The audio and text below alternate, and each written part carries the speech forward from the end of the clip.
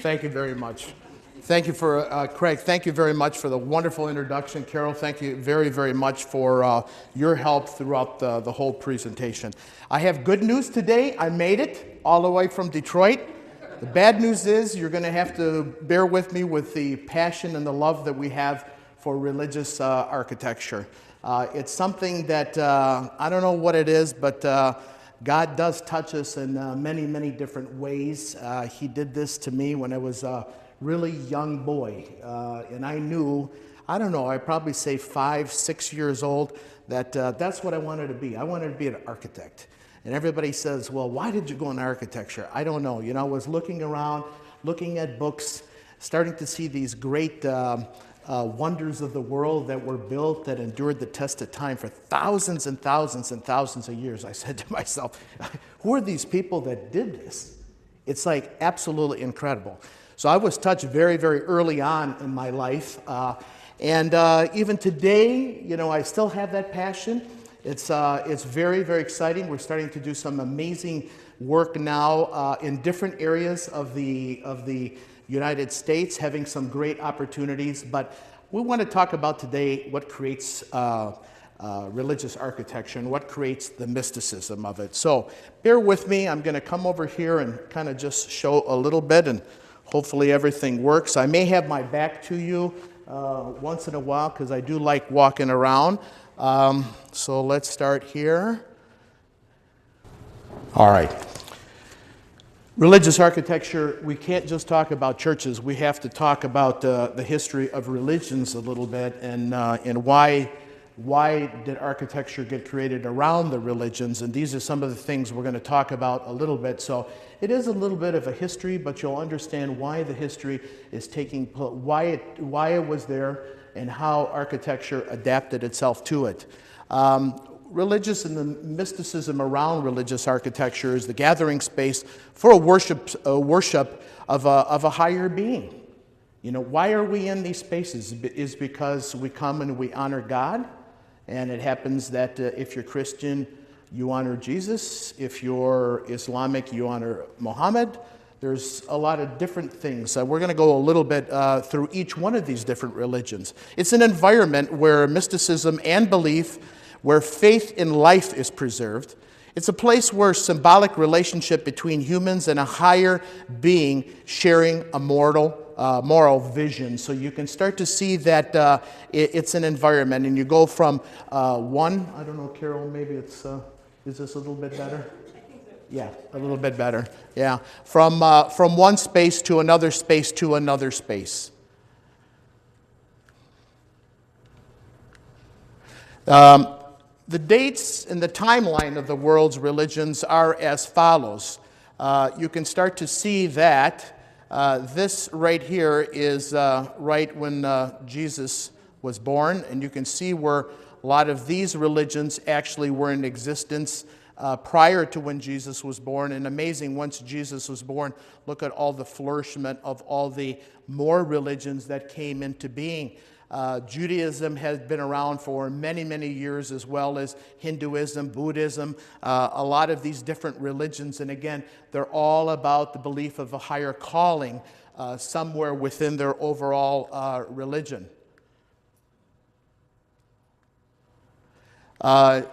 Again, going back to the timeline, right when Jesus was born, we're going to talk about paganism. We're going to talk about Christianity. Simply put, paganism is a belief of a god, could be a sun god, could be a number of different gods that are out there. We're going to talk a little bit about what paganism was about.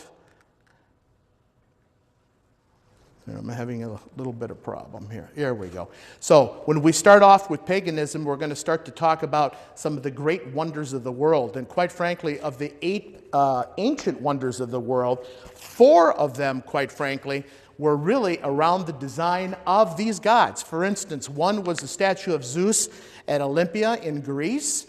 Again, many of the ancient Greeks actually prayed to Zeus in order to bring the great things that Zeus was all about. 2 was the great pyramids of Giza in Egypt. Again, when the pharaohs died, they were placed in this monument, but the whole idea was to raise their bodies up as close to God as possible.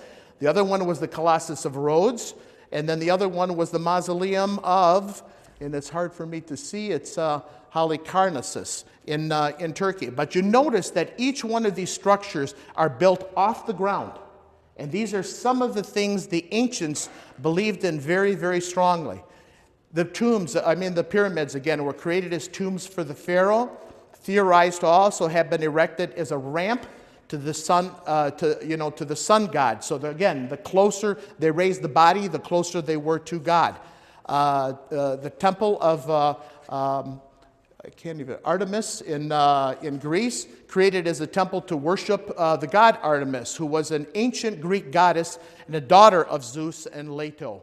The statue of Zeus was built in ancient times to worship Zeus, which was the god of sky, lightning, thunder, law, order, and justice.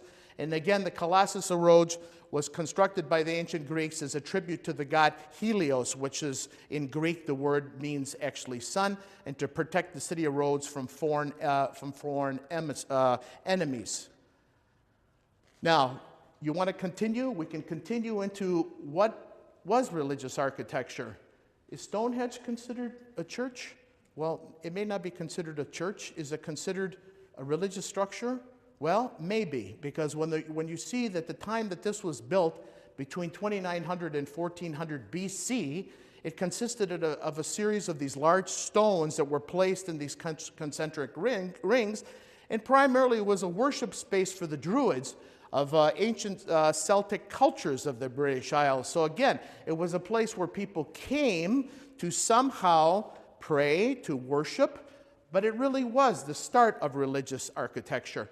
The was built like 2100 BC, and again, it was built in ancient Mesopotamia, which today is modern Iraq, and it was a platform in which the Sumerians placed a temple to worship for their gods. Again, elevated up off the ground, off the earth, and primarily closer to actual God. The Temple of Karnak, which is again another temple, a place of worship, which was dedicated to the ancient Egyptian gods of the following 3, as you see, but it was one of the largest religious buildings ever constructed in ancient Egypt.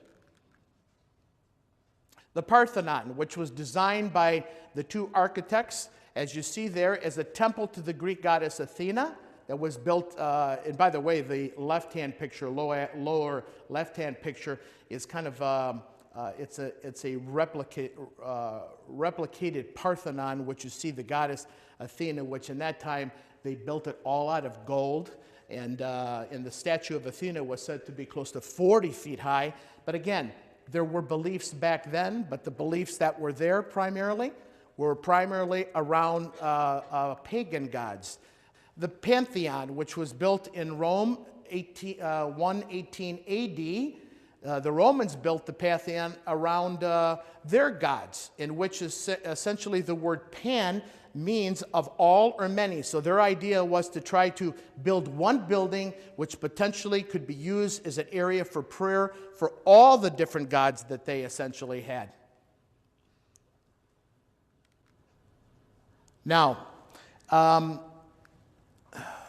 on a second. Okay, here we go. The face of the world and their structures. I think it's a little bit important to start to discuss a little bit of the different face of the world. And each one has a different kind of connotation to what their building looks like. So these are primarily the 5 face that we're going to look at. And you're going to see there's commonalities in each one of these. These commonalities even exist today in the type of buildings that they're doing. So, the temple in Jerusalem, as you can see on the left-hand side, was a model of what the anticipated temple was about. Today, the Wailing Wall is still there in that particular area. The Jewish places of worship typically contain symbolic elements in their architecture, which reference their freedom from slavery from ancient Egypt and their bond with God. Its important feature within this area was the Holy Ark of the Covenant, and it was also an area in which the Torah was stored. And as you can see, the only thing left again is the right-hand wall itself. But look, again, you can see how this building is raising higher. It's a very strong characteristic of all these pieces of architecture. The Hindu architecture at the same time, as you can see that the actual high element into this area, you enter coming into this and you go higher and higher and higher. More than likely, this is primarily where probably the main worship space was within the Hindu architecture.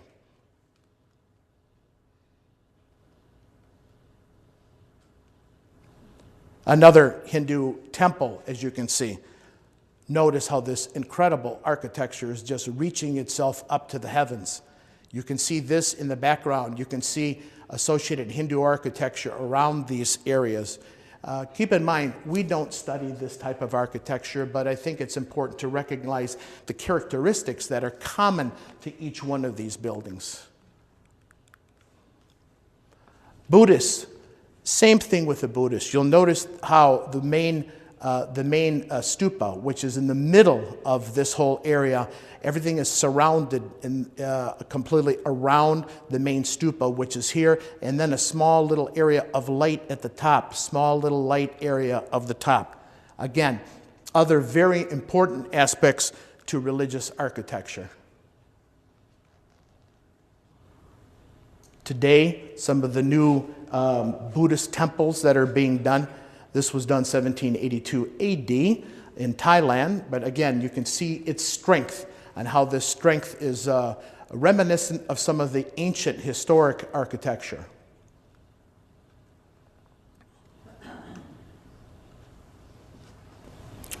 The Islamic Dome of the Rock, which you can see the main space being into this general area, and then looking up into the overall dome. Again, part of Islamic architecture.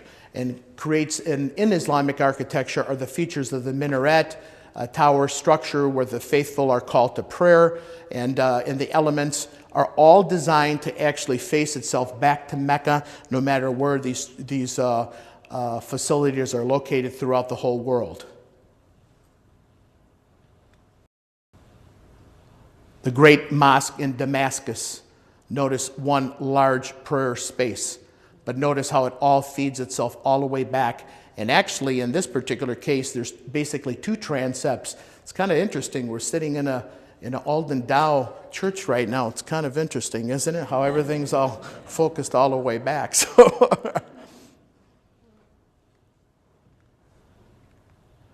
early Christian architecture. First of all, I'm a little bit bouncing around here, but we'll get back to here. Some of the features of the Christian churches became to adapt the nave of the church, the aisles, the apse of the church. The early Christian churches are centered around a main ceremony, which is the main altar. And essentially, it's an important, the role is the representation of the sacrifice of Jesus Christ and his work through all these years. You can see the look of old St. Peter's Basilica. Basilicas were very, very important back then because their strength was as soon as you come in, it focused itself all the way back to the altar. Even modernists today are doing exactly the same thing. Santa Consta, which is in Rome, early 350 AD. You can see in this particular case, it became more of an octagon. Everything was around the main altar, which is in the middle. But look at its flood of light coming from the top, feeding all the way down on the actual altar itself.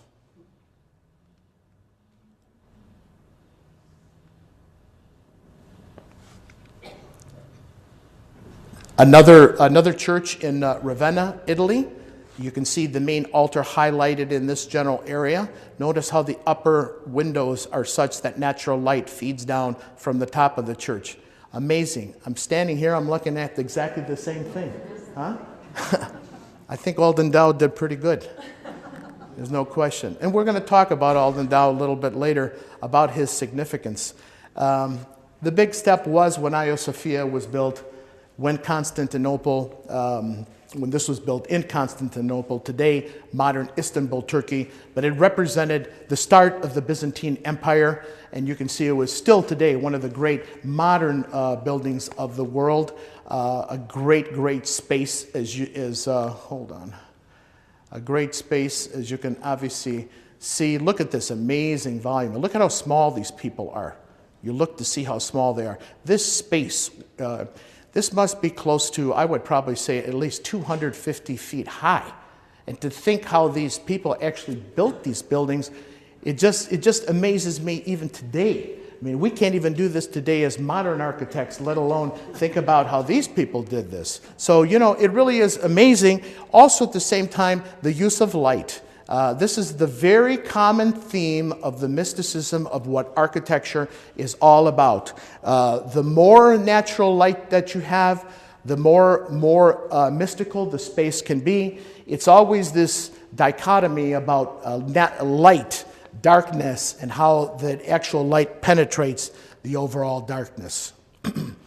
San Vitale, which is this beautiful, beautiful, ornate little church from the outside. Again, this was also Byzantine in style. We call it central plan church because everything is around that main central dome in the middle. Look at this amazingly detailed iconography. And by the way, during these times, every square inch of the surface was placed with some type of artwork representing the life of Jesus Christ. So you can start to see all the different disciples being on this area.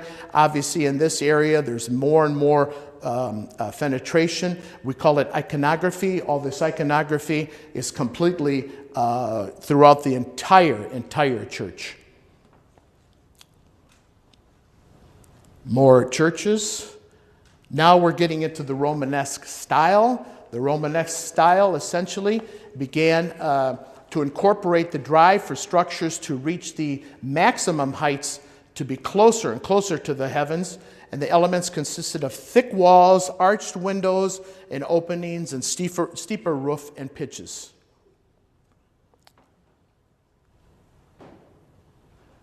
Saint Foy, which is in France, notice, like in this building, how thin and long and high it was.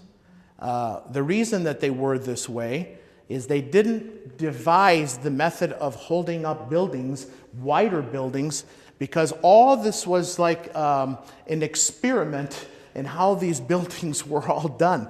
But notice at the very, very top, the whole light comes in the main area. And more than likely, this is where the nave and the transept of the church actually come together. Where these two come together, this is where the light is. And this light comes all the way down on the actual altar itself.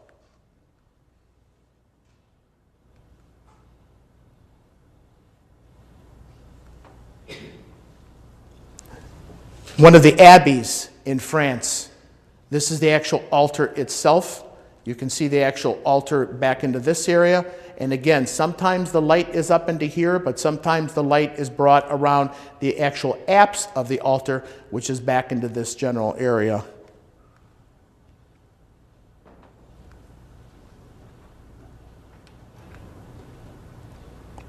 St. Cuthbert's in England.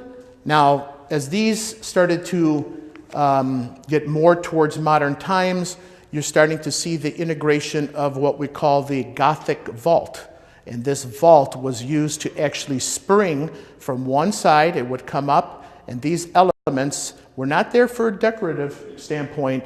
They were there to actually keep this building up. So what it did is they took the load from this roof would come down, all the heavy loads would come down, and it was a way to transcend that load from the top of the roof down and all the way through the actual columns itself.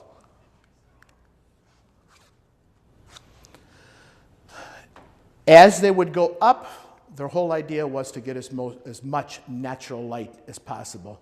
So some of the characteristics of these churches in these structural advancements that were made, they wanted to get them higher and higher. They ended up trying to come up with ideas of having thinner walls, and their method and how they did that was to create these outside buttresses. Maybe we'll know them today as flying buttresses. You hear that as some of the great, great cathedrals, like Notre Dame, for instance, has the flying buttresses. Thinner walls, but they still needed weight to hold up these walls from the actual outside.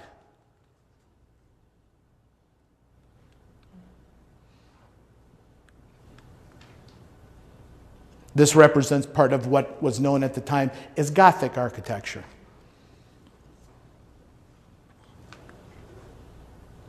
Notre Dame, as we all know that today. I mean, look at the incredible space when you start to look at this. Also look how dark it is, but also look where the light is placed.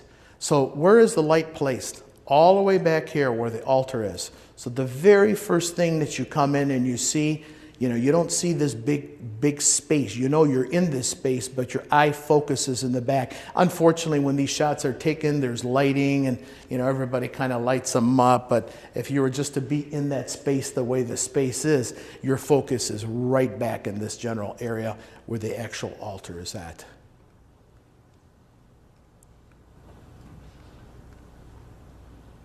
Another shot of Notre Dame, more of the dusk. You'll start to see now artificially lighting, which is here. And look at the start of the beautiful use of glass, colored glass.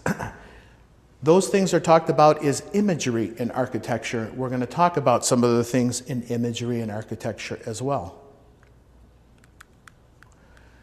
The next step was going from the Gothic into the Renaissance, where in this case was the San Lorenzo in Florence, Italy. You can obviously see its beautiful, beautiful ornateness. You're going to see more and more now ornateness being done into these churches. The Pazzi Chapel, and look at the simplicity of the overall space. You notice how we're going now from very decorative times to things being done simpler and simpler. And that's the thing that there's a kind of transition through the whole years. And this is just in a matter of like 200-300 years on how things are starting to become simpler and simpler. The Duomo in Florence, I mean, an amazing, amazing structure. And keep in mind, you're looking at like an amazingly tall structure. If you remember Hagia Sophia was wider, and it spanned that whole big church. In this particular case, the Duomo is taller, representing more Renaissance type architecture. The dome is taller. Also notice these little windows that are all up into this area in the dome. All that is used to bring natural light in, and people will say, well, I'm looking up in the dome. This is the pinnacle of the dome. This is what you see. Where are all those little lights? Look at this right there. See that? They're all placed like completely around this element. That light is used as almost as a flashlight to allow natural light to come all the way through. Baroque architecture, the next movement, which gets into 1600, starts to talk about, again, ornate facades. That was one of the key element of this historical time, was more of the facades of relative architecture in this time. And now we're starting to get into Protestant architecture. So we're talking about 1726, and some of the characteristics of the Protestant Reformation consisted of plain styles in opposition to the ornament displayed in a lot of the early Catholic churches. And elements consist of stripped down interiors with little or no physical representation of Christ. And the early churches were also an eclectic mix of different architecture, so they would blend one with another. But again, notice, I mean, even today, we look at 1726, this church. My God, I'm going to show you some churches here in Midland that almost look real similar to that. So you can see, similar, exactly, almost. Now, as we get into what we call 20th century architecture, We're going to take you to a Frank Lloyd Wright church in 1908. This is Unity Temple, which was one of his great churches that Frank Lloyd Wright did. Now, the characteristic of the 20th century architecture was religious architecture during this time was meant to break the tradition and create a new style of time. So some of the features included traditional elements of like the stained glass. Those things were kind of carried over. Monumentality, manipulation of light. However, it was incorporated into a context without trying to replicate the past. The idea was to do something new in the 20th century. This church, I don't know if any of you have been there. This is in the Chicago Oak Park, Illinois area. I've been there. It's pretty remarkable. Basically, it is like right into the middle. Everything is completely around this. There are many churches that have been done like this today. But again, this has a modern style to it, but the basic plan is very reminiscent of some of the face. I think it's some of the Presbyterian churches are very similar to this. Some of the strong Presbyterian churches are talk about the spoken word versus the actual celebration of Jesus Christ's life. They're all celebration of Jesus Christ's life, but the emphasis is on the actual spoken word itself. Another shot of Unity Temple. This is from the actual pulpit. The pulpit becomes front row and center. The altar table does not, but the pulpit does. The altar table is brought out usually like one time a month.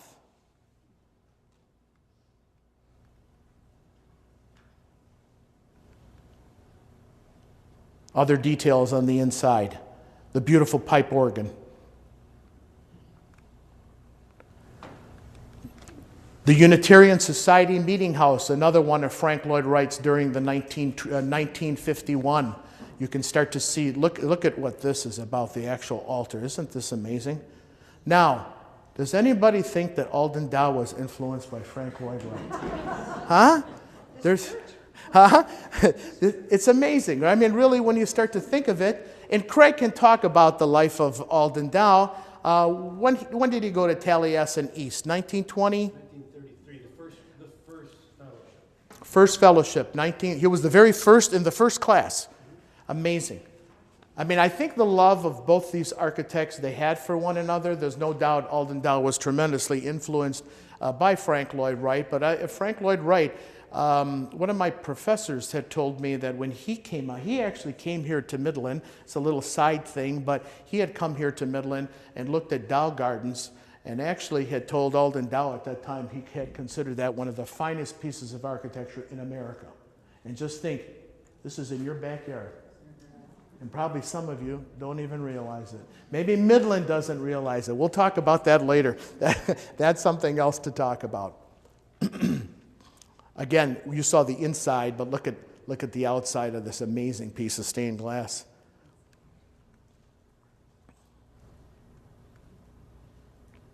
The inside, everything focusing back. And you'll notice now in the 20th century architecture, it's a little less about bringing the light in the middle of the space, but more bringing it in and around the actual altar or the chancel area. This is very, very common in a lot of these churches during the 20th century.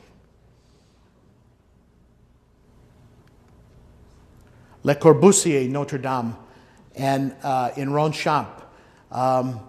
Is this a church? Yes, it is. It's an amazing church. It's a historical church. And you start to see how the whole idea was Le Corbusier was influenced by a lot of priests that used to wear these different hats of the Catholic Church. I forgot the exact name of them, but that was the basic idea, is this one big hat which really represented what the priest actually wore, draped over this whole church. And then what happens is the walls were placed underneath. And at the same time, what happens is there were all these little cut openings that actually had occurred on the inside to allow natural light to come all the way through the actual church.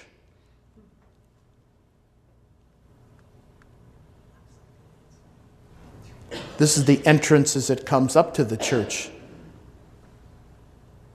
quite different. Sometimes it's even hard to see where the front door is at.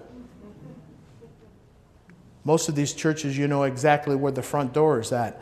But again, I'm starting to show you how the modern architecture still has the elements of the traditional architecture, but at the same time what happens is it starts to break down its rigid nature of what these churches were all about. And this is what all those penetrations on the outside look like. By the way, I would probably say every architect who is in religious architecture today licks their chops in order to have an opportunity to do something like this.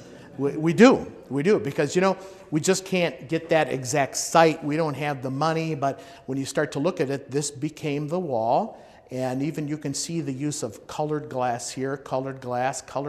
By the way, isn't that stained glass? That's stained glass. So here is a modern architect's approach on how to utilize colored glass, stained glass, in an overall facade.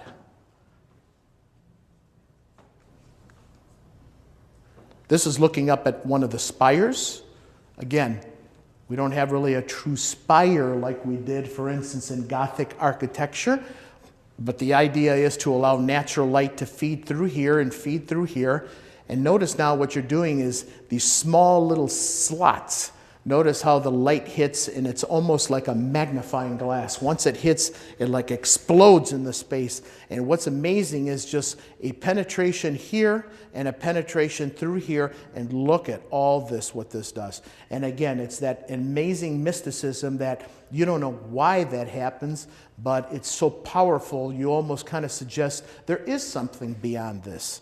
There is somebody that brought us here. There is a higher calling. You know, why were we placed here?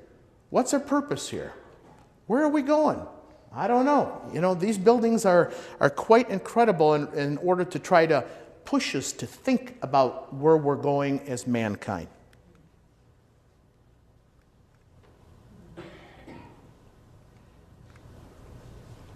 The MIT Chapel, Eero Saarinen. In Detroit right now, actually in America, Eero Saarinen is like the hottest thing known to man. And what happens is he was a great architect. He only lived for 10 years. He died at 51 years old. This was a little chapel that he did right on the campus of MIT campus. I don't know if anyone has been there. If you do go out east, it is a spectacular piece of architecture. And in fact, the whole building is a real simple round building, but there's this moat that goes completely around this building. And there's water in there all the time. One opening right here, which is right here. And then he designed this beautiful little piece of artwork where these little pieces of metal, and these little pieces of metal actually allow the light to penetrate from the top all the way down right on the altar. And where everything else is dark on the inside of that church, what happens is the altar is almost like pure white. So therefore, the light comes in, and it's such a strong element. And again, in order to come in, you have to go through these beautiful rows. You notice what Alden Dow did here. You know, he had you come through this courtyard to come into the church. You didn't come directly into the church. It's part of a journey that gets you into the church. Saarinen did that very, very well. So you came through this beautiful grove of sycamore trees, and you make a left-hand turn and come in, and then you come into this church. What happens with this moat? Why is this moat here? Well, when the wind is blowing, or any wind whatsoever, and you know the wind is moving all the time, right? But when the light hits the water, there's a clear story, or not a clear story, but a piece of glass that essentially, and I'll show you what happens.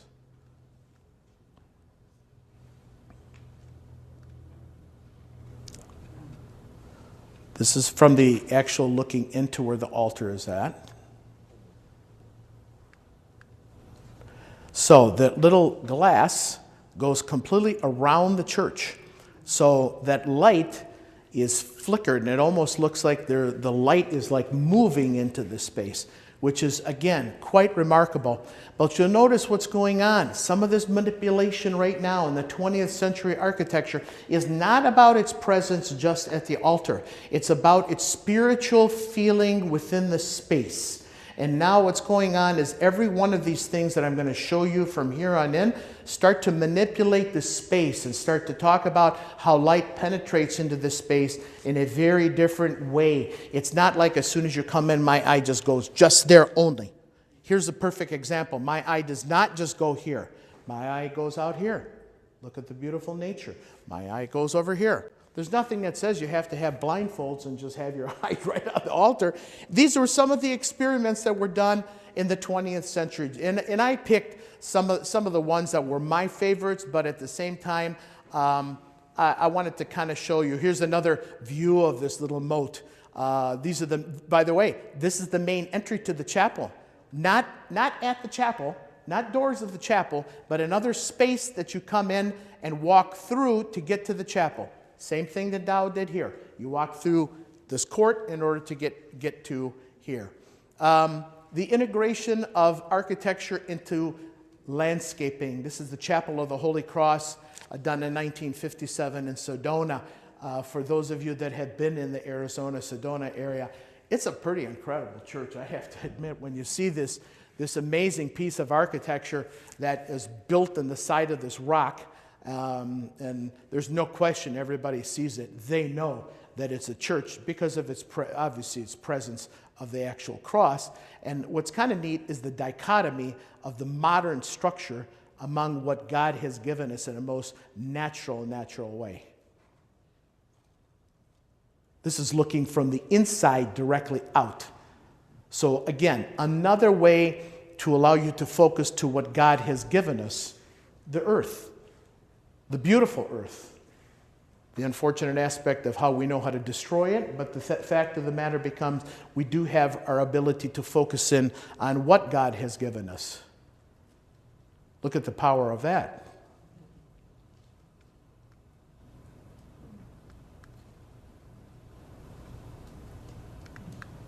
Now, this again is a use of structure.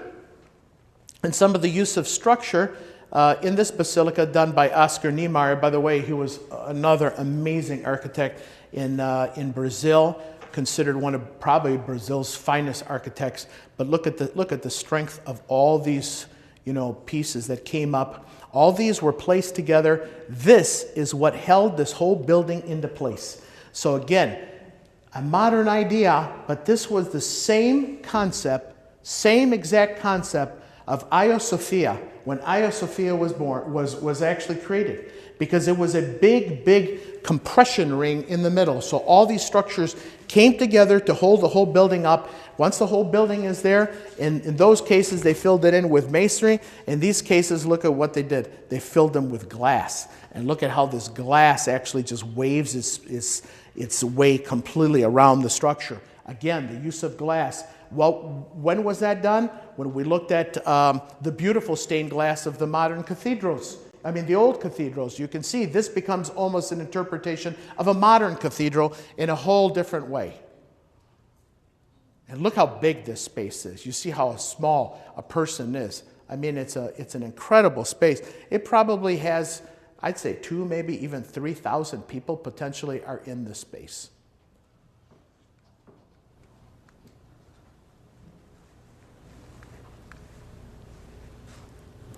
Looking directly up into it.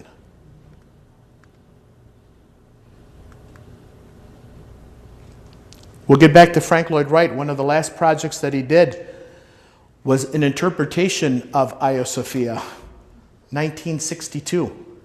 What was the idea behind Hagia Sophia? This incredible big dome, this vast dome that covered the whole space. He did the same thing, but look at the manner of how he did this.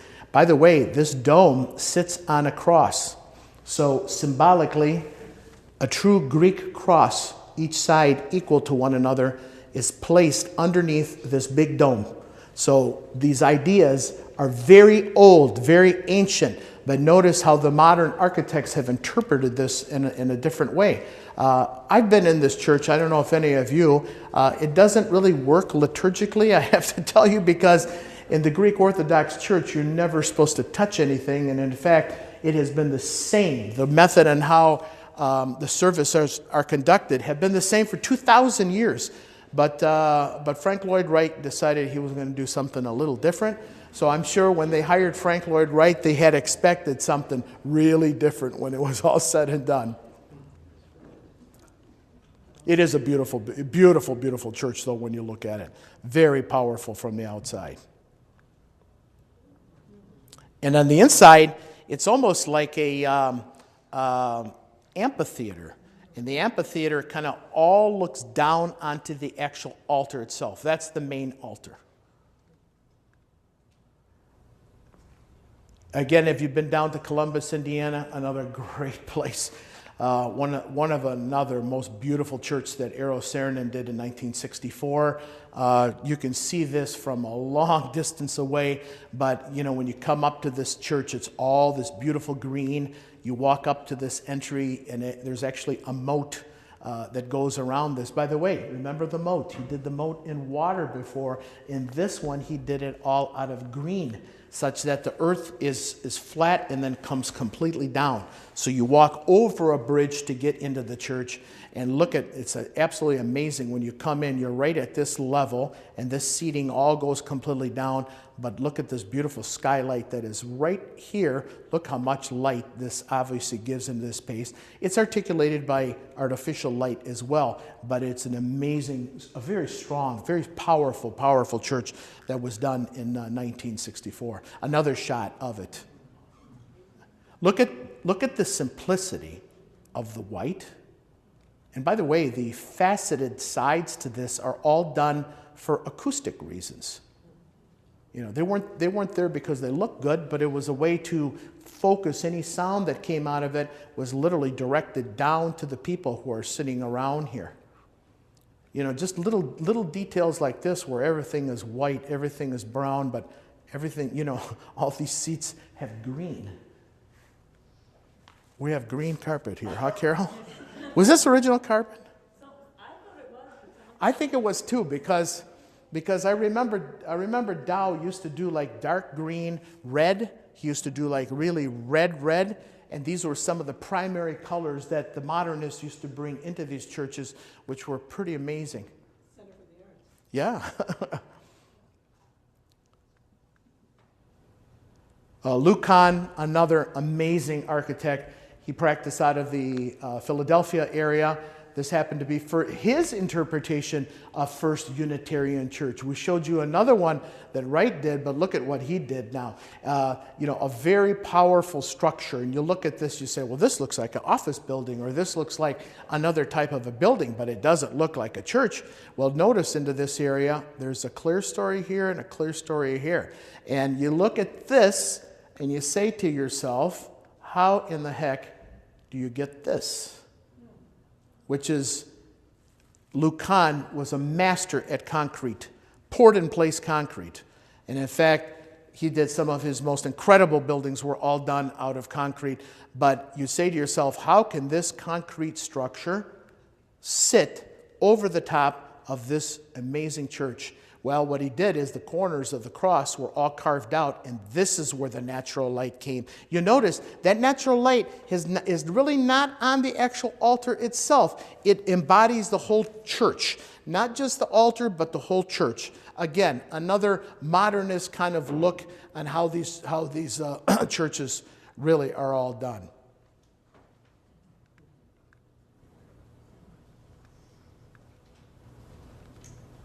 Alvar Aalto is a practicing architect up in the Denmark area, Norway, Denmark area. And the church, the bell tower. Does the church and the bell tower have to be hand in hand? Well, this modernist says no. So therefore what happened is, what does the bell tower represent to the church? It represents symbolic of banging the bells at the beginning of the service and at the end of the service, but really doesn't have anything to do with the service itself. So therefore, his idea was, we're going to go ahead and design the structure with this natural light that the whole roof actually peels itself completely away in this sawtooth type look. and you can see each one of these become bigger and bigger and bigger and bigger that allow natural light to come in. And we're going to use this bell tower to frame this whole entry coming up to the church. A little bit different look. This is what it looks like on the inside. Some people think it's ugly, but the simplicity, just all white space. And notice where these clear stories are at, when the light comes through the white, the light comes through, bounces off this white surface, and notice how the white surface primarily just wraps itself around the main embodiment of the nave of the church.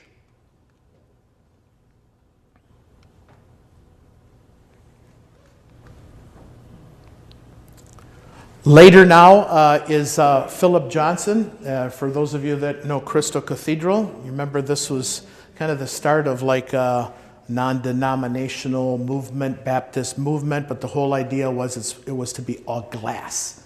And since I think it was Reverend Schuler who actually built this church, he has since gone on. This was sold to the Catholic Church most recently, and they created a separate cathedral out of this. But you say to yourself, here we are now as modernists, we're starting to really move into modern uses of glass and aluminum.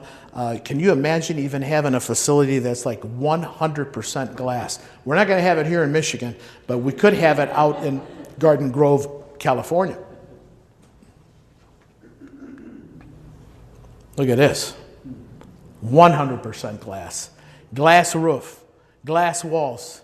There are times you can open up the whole glass walls to allow natural light to come in.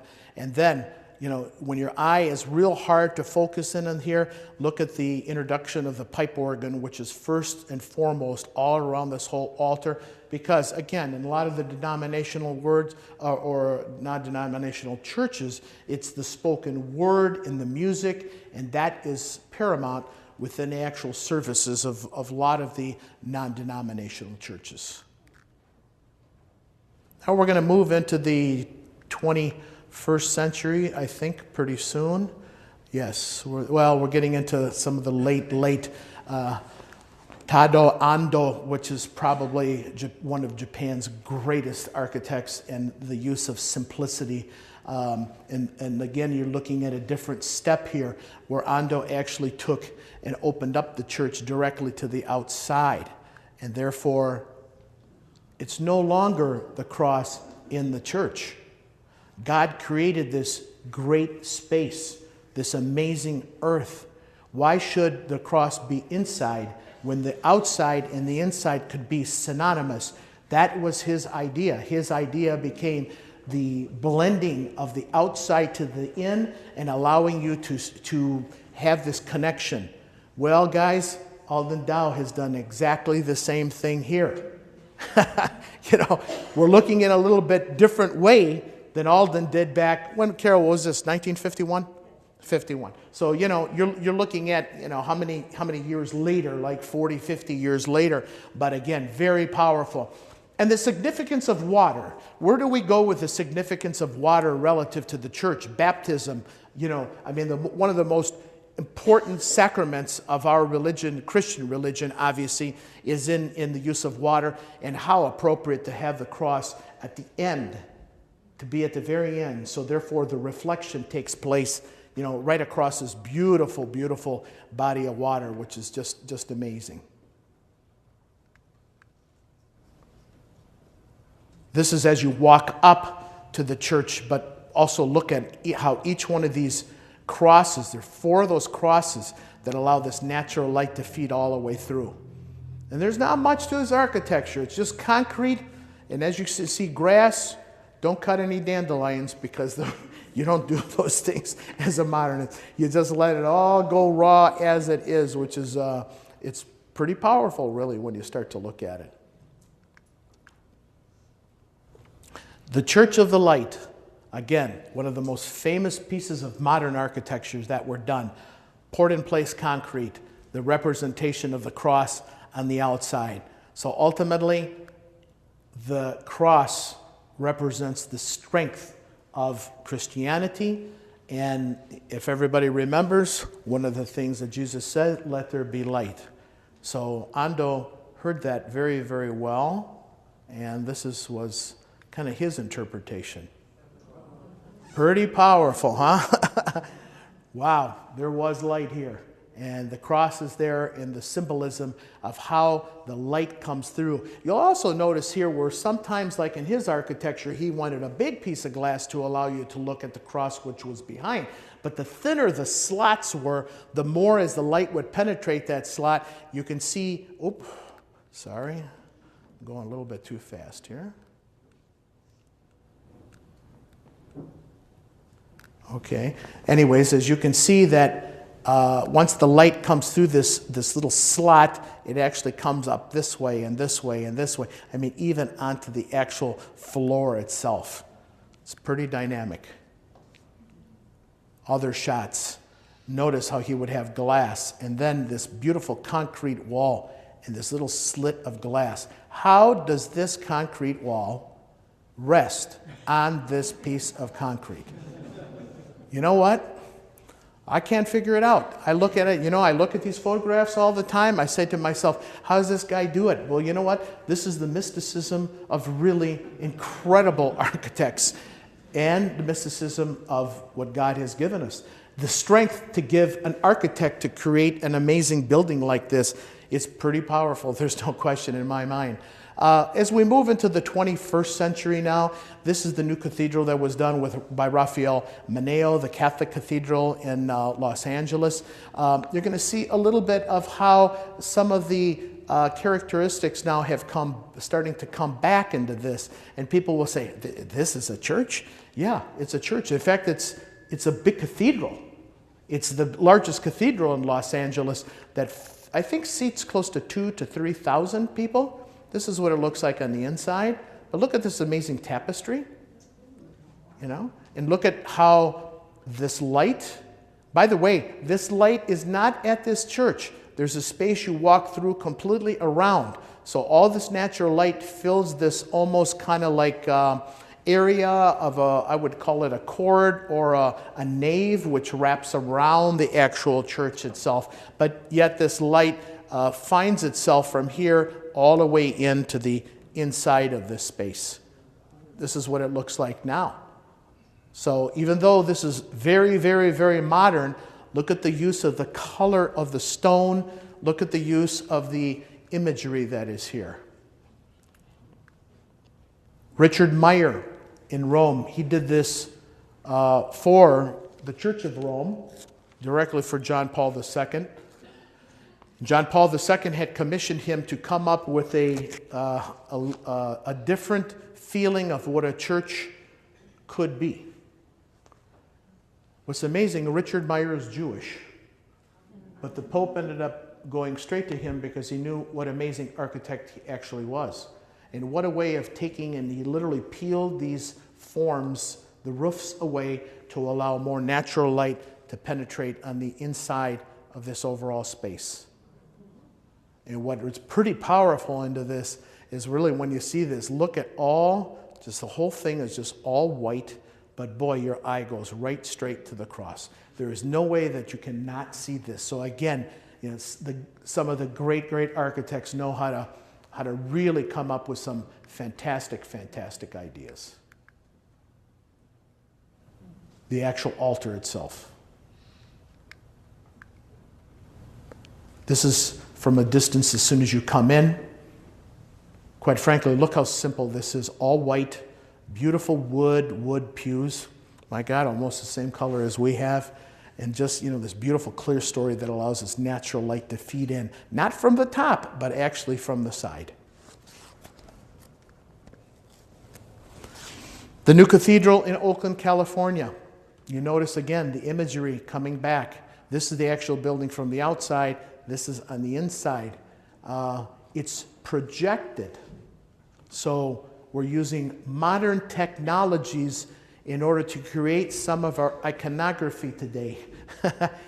You look at it and you say to yourself, I don't know if I'd use a computer and projections in order to create it, but you know what?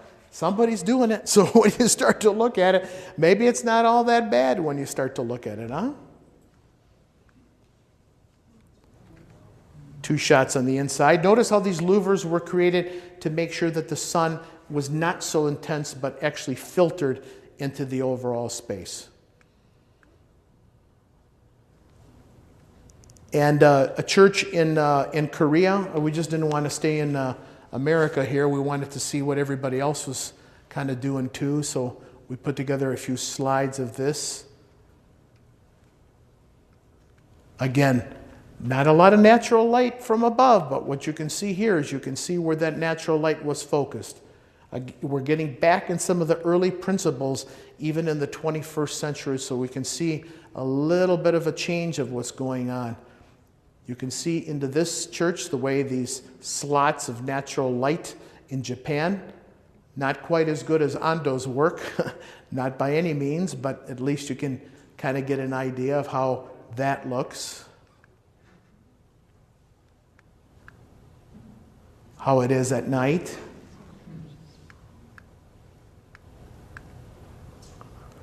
Getting into a evangelistic Christian church, noticing now how some of the materials, where this is all steel and the steel just kind of comes right down like this. Look at the dichotomy of the materials. Even the form itself.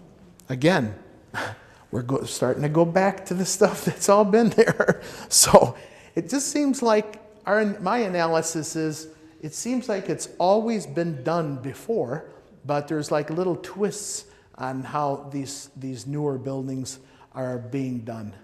You notice the use of clear story of glass that allows a lot of natural light into that space. Not just on the altar, throughout the entire glass. Now, this component, we talk about how is it actually created? How is the mysticism actually created?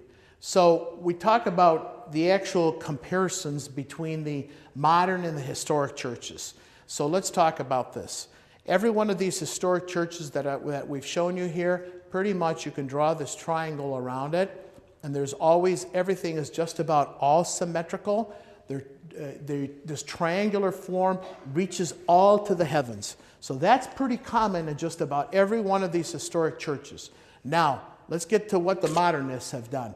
The modernists have still created this mysticism of light, but a lot of them are, some are symmetrical, but a lot of them are asymmetrical. And here's that Alvar Aalto church, which, sorry, I pressed the wrong button.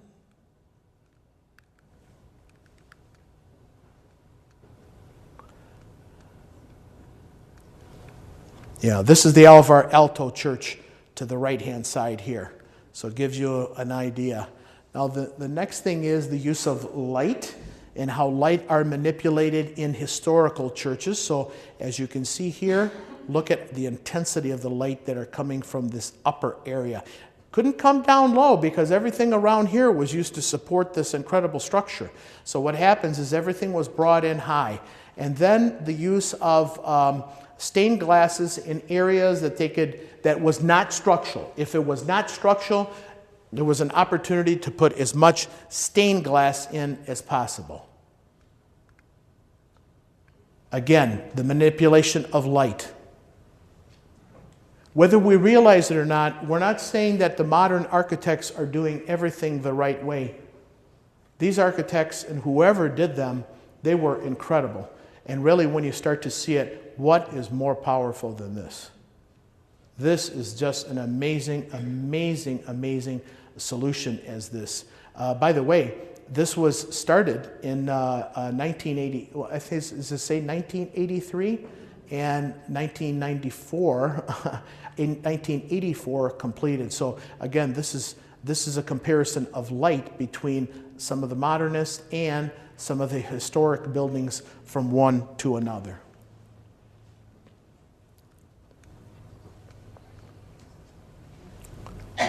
The natural light of some of the modernists.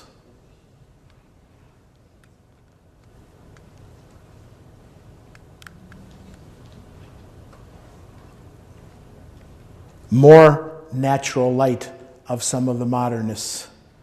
In fact, look at how this back wall seems to be textured, not just flat. And you can start to see how the light hits that texture, and you look at it and you say to yourself, what really is that? It's pretty remarkable. Notice on this church how the light comes through the side and comes low, not high.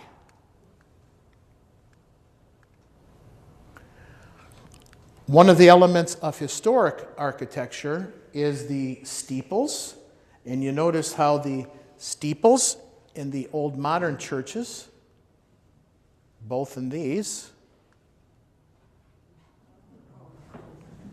this is an amazing Gaudi's work. I don't know if anybody's been to Spain. I mean, this project was started in 1882. I don't think it's going to get completed for the next 50 years at least. But I mean, and by the way, you say to yourself, was Gaudi in 1882, or I think even earlier than that, was he considered a modern architect? Yes, he was. Maybe one of the earliest modern architects. I mean, really, when you look at this, this is like amazing. It's just truly amazing. People don't understand how tall these things are. I mean, these things are like 200, 250 feet high. And it's not just one spire. It's a series of a lot of them. So when you start to look at them, there's a lot of spires in this church. But the height was important in all the churches. Today, this is the way we're looking at height in churches. You can see in this church done in 1986, these almost like flutes. You see the verticality of these flutes when the sun hits it, starts to bring your eye all the way to the top. And yet the cathedral in Brazil, which was done in 1960, I mean, it was started in 60, finished in 72. But look at just this real simple cone and the way the light hits the cone as it comes completely around it. More modern churches, as you can see, each one of the sides. I think there's like 3 sides to this church, so you don't capture the whole side of the building. But look at the simple white, and how the white of the church in Mexico. Imagery. Notice how all the surfaces done in 505 AD, finished 561. It took 60 years just about in order to do all that tile work, and there are a lot of these little mosaics that come together. And then look at this amazing actual stained glass in Notre Dame in Chartres, France, which is, again, everybody has to understand it's all little pieces of glass that go together and take a long, long time in order to do these. More historic imagery, more imagery. This is what they're doing today. This is what's categorized as imagery. Pretty much nothing there with the exception of the cross and the crucifix. That's the only imagery that you're seeing in some of these modern churches.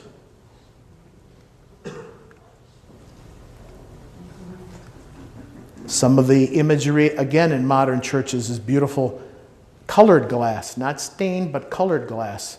And yet at the same time, the First Presbyterian Church in Stamford, Connecticut, look at how all these sides have complete stained glass.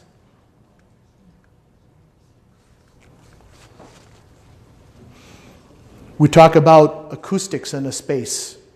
There's no better acoustics than Westminster Abbey. It's absolutely incredible. How are the modernists doing it today? Pretty bad. We wanted to show this because it just goes to show you, it just seems to be like a lack of creativity from anybody's standpoint. Today you have an acoustic problem, just put these fabric panels on the wall and all of a sudden we'll solve the problem, which by the way does not solve the problem.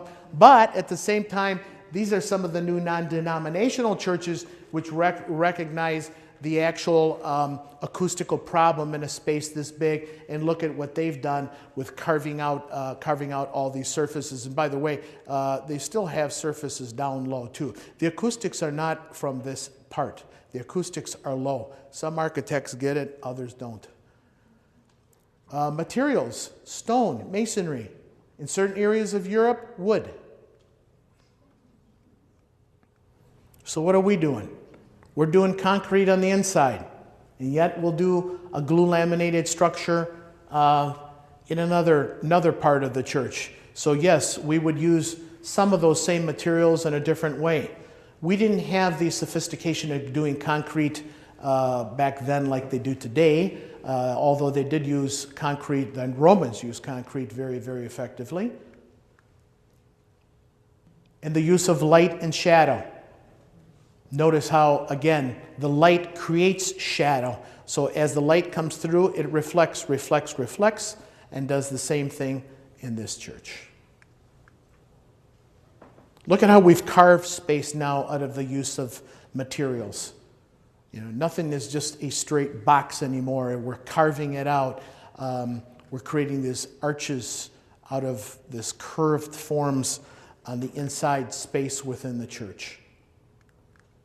So the architecture has moved in many, many different locations, in many different ways.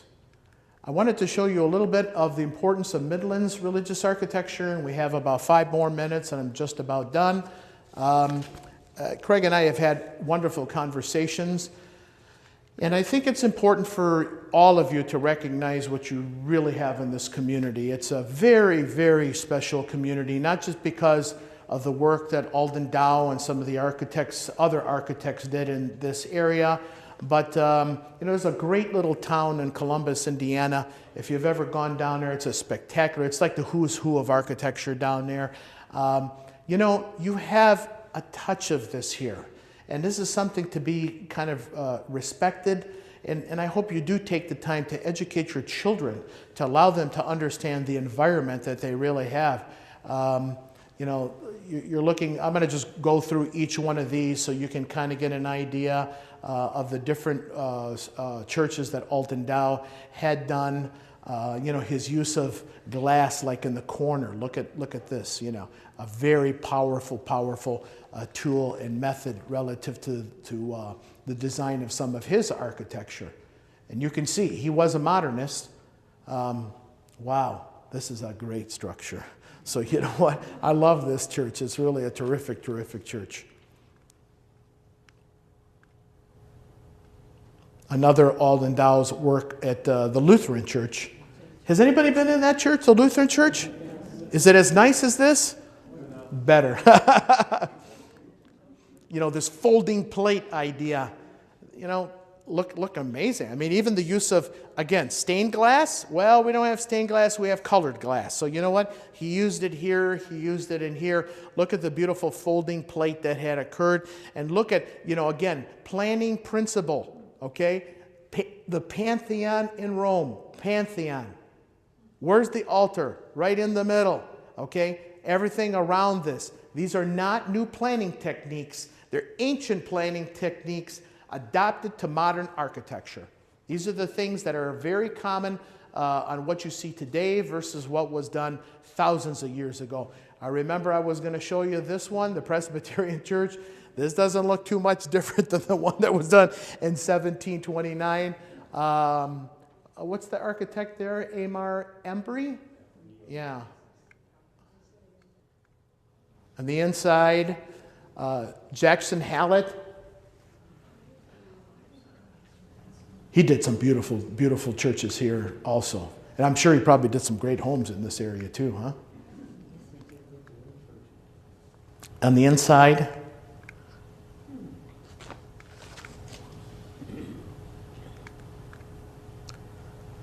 this is one of my favorites. I think this is incredible. It's Schwartz and Blacklock. I think it's Blacklock in Midland somewhere. Does anybody know where this is at? The United Church of Christ? I mean, is it right around the corner here? It's not. I was going to go see it afterwards. I don't know. It's, I get kind of excited about these great projects. It's very, very, look, it's so simple on the inside, but its use of natural light up high, it's quite beautiful. Very, very beautiful.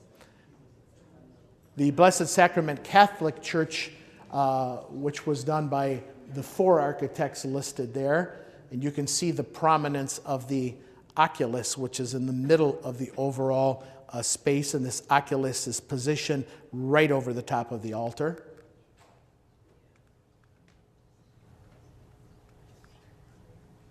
You can see the actual celebration taking place.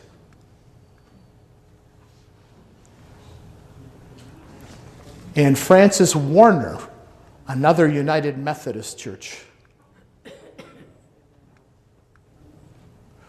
Lastly, before we leave, I wanted to show you some of the projects that we have done in our office.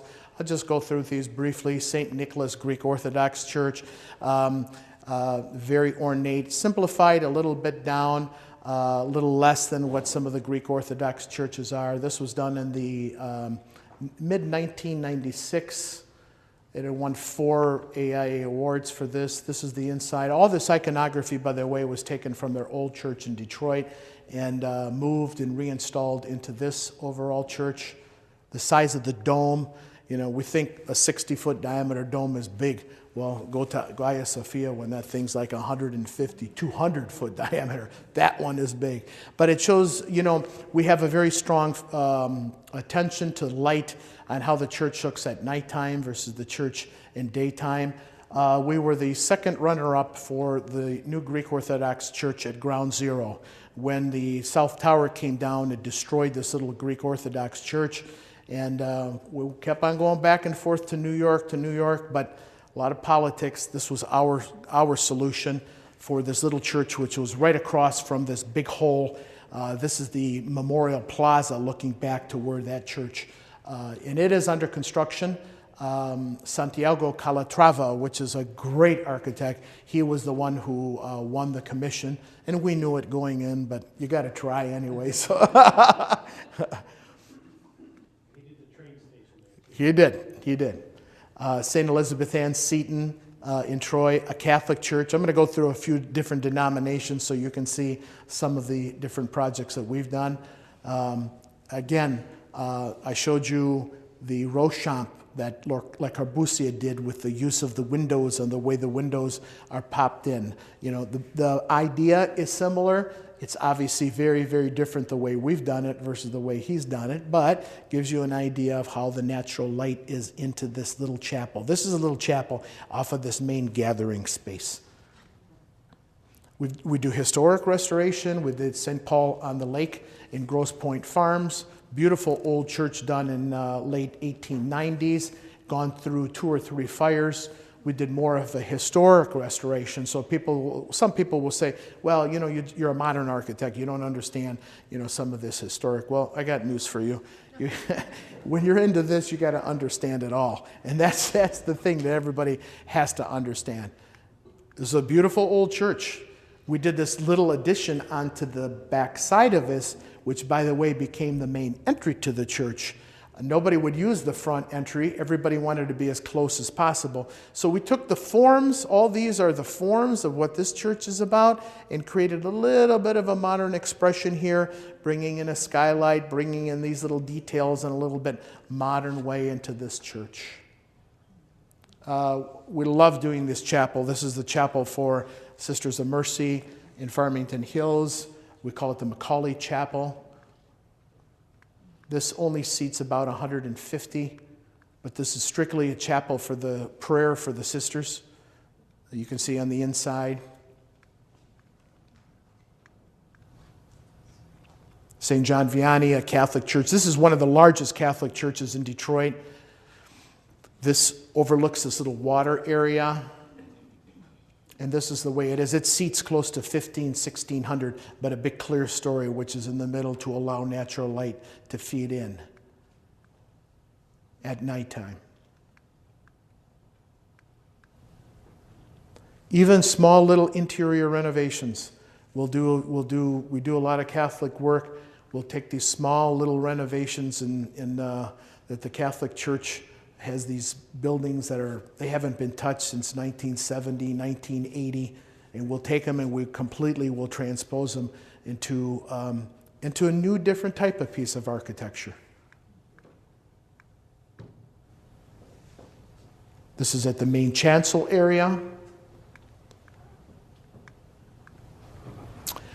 First Congregational Church, we've gotten a lot of publicity under this. This won a national AIA award. I think everybody knows the Congregational Church is pretty traditional, and what really happens is but the pastor came to us and he says, we want a modern church. So you look and you say, well, what happened since 18 something? And you say, but again, he had the vision to understand that if we're going to stay like this, we're not moving forward. So therefore, the services don't change, the word doesn't change, the method of the mission doesn't change. We want a modern expression to do exactly the same. We've gotten a lot of publicity off of this particular church. This is on the inside. It's not 100% done. That little pipe organ was there existing. They're going to put a brand new pipe organ on the inside. But the services are changing. It's a little bit less than just standing at the pulpit. They're using different plays and different scenes, and you name it, it's changing. Grosse Pointe United Methodist Church, this is the way the church looks today, but again, recognizing that church is big business and religion is big business, and everybody is out to try to get people to come to church. And I think this is where, if you look at the very simple bottom line, how can you market yourself to the community? Our idea was to try to create this beautiful, beautiful window on the outside that during the nighttime, everybody can look in. It's a modern interpretation of a groin vault. Remember when I showed you those in the cathedrals? We took that and made that out of steel, and then this main groin vault, all out of steel, is held up by this beautiful wood structure and an incredible pipe organ in the overall background. This is the way it looks, is looking up, and you can see our flying buttresses. See, we still utilize them today in a little bit of a modern way. Interior renovation of a Presbyterian church. So this was a very dark space, and we carved out this big clerestory window here to allow natural light to feed into this space. This is what you look at as soon as you come in. Ironically, there was this beautiful oak tree in the back. And this changes colors all year long. And the idea when we did it was to have this stained glass, but the pastor said, you're not covering that tree up with stained glass. And that thing is the most powerful element as soon as you come in. Again, the connection of what God has given us to what happens on the inside of this space.